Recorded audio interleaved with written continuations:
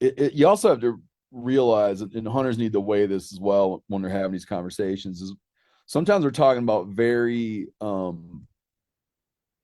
we're speaking at a very granular level on a landscape, meaning you could have people in a suburb somewhere who are having a lot of landscaping damage, and they're telling you that deer are overpopulated, but it happens to be an area where there's not a lot of public appetite for hunting.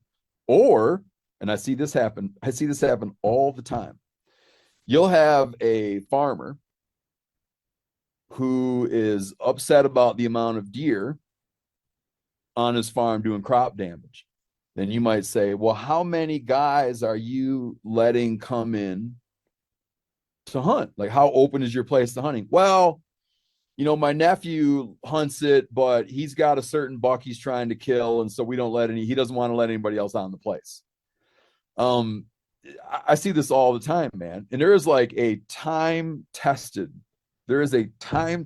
proven way to lower deer numbers on your property. And that is by letting in deer hunters.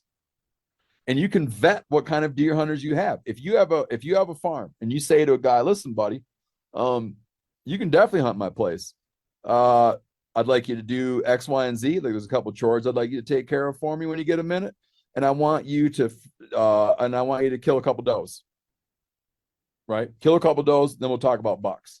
You're gonna have people lined up. I mean, I'm telling you, you will have people lined up to hunt the property, but people want to have their cake and eat it too, right? They want to have great big buck hunting, no pressure, but then they want just the right number of deer, including the big bucks. I watch it all the time, and it drives me a little bit insane, to be honest with you, man.